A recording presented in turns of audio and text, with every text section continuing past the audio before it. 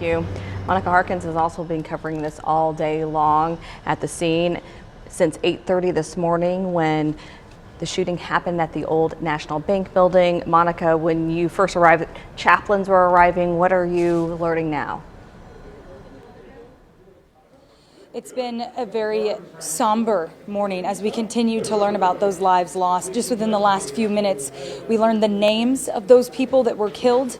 Earlier, I did see a chaplain consoling a woman who found out her loved one was one of those people hurt in that scene, and it was heartbreaking to hear her sob, to shake throughout her whole body, and to watch them embrace. And that's been a continued theme as we continue throughout this day of somber, emotional, heartbreaking moments. We saw multiple people walking into the Louisville Emergency Management this afternoon and hugging each other. Several lawmakers joining for this press conference this afternoon. Governor Beshear, obviously emotional. He shared he knew Tommy Elliott, one of the victims. Now, we do know that all four of these people that were inside the bank did work with the bank in some capacity. I do want to share some good news. 3 of the people that were hurt today in the shooting were able to go to the hospital and leave the hospital. They were okay. 3 of them were okay. So we have some good news of those people that were able to make it out safely. 3 others, the opposite. So they are fighting for their lives. We heard Dr. Jason Smith say the next 24 hours is critical for these patients. One of those, Officer Nicholas Wilt, just got out of brain surgery.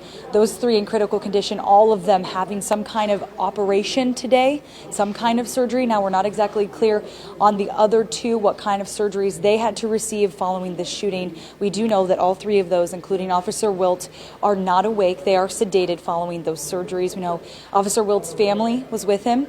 I do want to share we do know more about the officer's situation, considering they have released his name.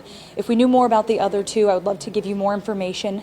If any families of them are comfortable sharing that information, we do try to stick with what we can release, of course, in relation to any family's wishes. As far as those 4 victims, we know their ages. 2 were in their 60s, and 1 57 years old and 1 40 years old. All, like I said, worked at the bank. And then there are 3 others that are non-life-threatening. Now, I asked about, okay, what does non-life-threatening mean? I got from Dr. Jason Smith a response saying 5 of the 9 had gunshot wounds. So that leaves me to believe that 4 had minor injuries. That was at least the information that he was able to confirm now. That might be updated later today. I do want to mention that we aren't sure when the next update from officials here might be. We knew that this one would happen at 3 p.m., so it's not clear exactly if or when today we would get any more information. I know we've been following an ATF situation in another part of town. We asked LMPD today, is that the shooter's home? LMPD's police chief did not want to continue to comment or confirm that. As far as any other information that we learned from this press conference that just wrapped up just a few moments ago, we knew it was a rifle that this shooter had used. We weren't clear on exactly what kind of rifle was used. And then Governor Beshear mentioned, we're going to talk about these issues. We're going to talk about issues related to this shooting.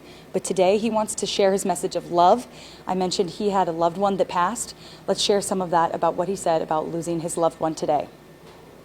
Today is a tragic day in Louisville and for the entire Commonwealth of Kentucky.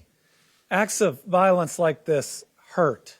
They tear at the fabric of who we are, at our society, at our state, at our country, and this city.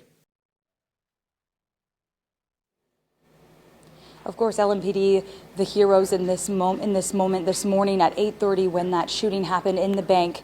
We know this could have been a lot worse had these officers not rushed to the scene to try to stop the situation. You heard Dalton Godby explaining what he heard and learned from people who saw it going down this morning in downtown Louisville.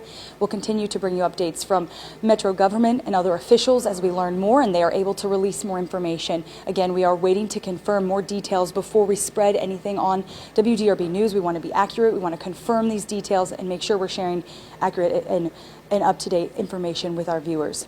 For now, live with photojournalist Darius Bowie, I'm Monica Harkins, WDRB News. All right, Monica, thank you. I want to get to this tweet LMPD just put out just a few minutes ago. It's a picture of the officer who has been critically wounded here.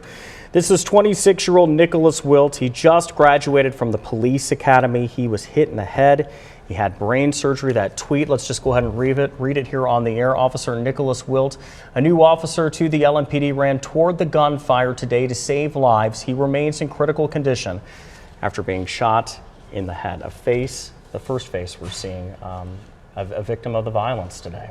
A picture from graduation just on March 31st. And 2 other officers were also injured. One had minor injuries to an elbow and another officer was grazed. Right now we want to